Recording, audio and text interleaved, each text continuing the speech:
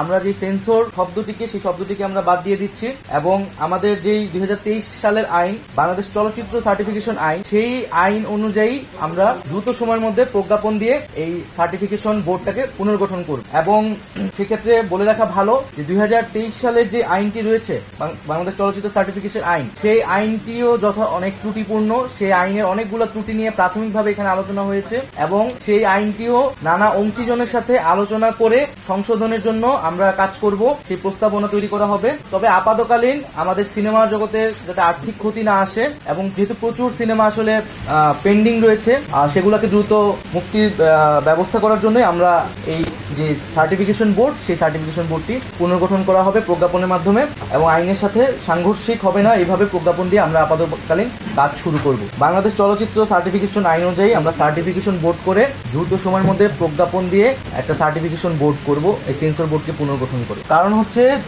এটা আমাদের চলচ্চিত্র জগতের যারা আছেন তারা দীর্ঘদিন ধরেই সেন্সরশিপের বিরুদ্ধে কথা বলে আসতেছিলেন এবং এই তাদের এক ধরনের অ্যাক্টিভিজমের ফলে কিন্তু এই যে সার্টিফিকেশন আইনের কথা ভাবা হয়েছিল বিগত রেজিমে, যদিও এই আইনটিতে অনেক ত্রুটি রয়েছে এবং এমন অনেক ধারা রয়েছে যেটা অনেকটা সেন্সরশিপের মতোই, কিন্তু যেহেতু এটা গ্যাজেট হয়ে গেছে ফলত আগের আইনে আসলে সেন্সর কার্যক্রম করাটা এখন সম্ভব নয়, বৈধ নয়। ফলে আমরা এই নতুন আইন অনুযায়ী আপাতকালীন আমাদের যেই সিনেমার ছবি মূল্যায়নের কাজগুলো সেই কাজগুলো আমরা চলমান রাখি, আলোচনা করব এবং চলচ্চিত্র সংস্কার কমিশন নিয়েও কিন্তু আলোচনা চলছে।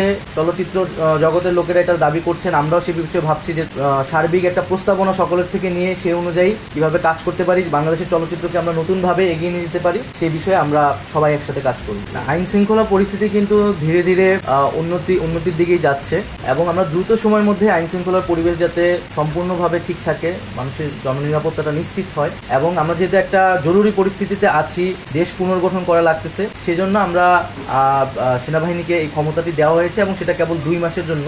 এবং আমরা মূলত এই সময়টার মধ্যে আমাদের যে পুলিশ বাহিনীটা আছে সেটাকে সম্পূর্ণভাবে রিফর্ম করে আরও শক্তিশালী করে মানুষের আস্থার জায়গায় নিয়ে এসে তাদেরকে মাঠে ফিরিয়ে নিয়ে আসবো।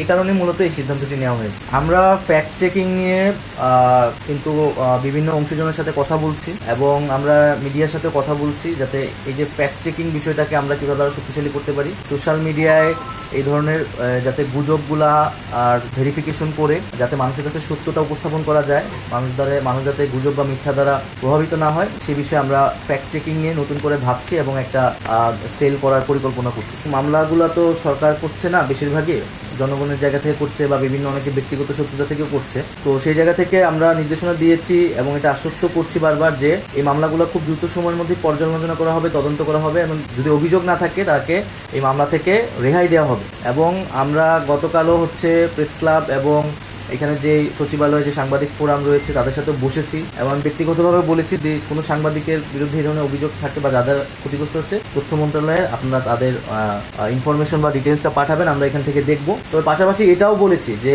কেবলমাত্র সাংবাদিক পরিচয়, সাংস্কৃতিক ব্যক্তিত্ব বা কবি পরিচয়ের কারণে কিন্তু কেউ রেহাই পেয়ে যাবে না। এই ফ্যাসিজমের সাথে যারা জড়িত ছিল, এটার যারা বৈধতা উৎপাদনে কাজ করেছে, তাদের লেখনির মাধ্যমে, তাদের মতামতের মাধ্যমে জনমত তৈরি করেছে, গণহত্যার পক্ষে কাজ করেছে, উস্কানি দিয়েছে, তাদেরকে কিন্তু অবশ্যই বিচারের আওতায় আনা হবে।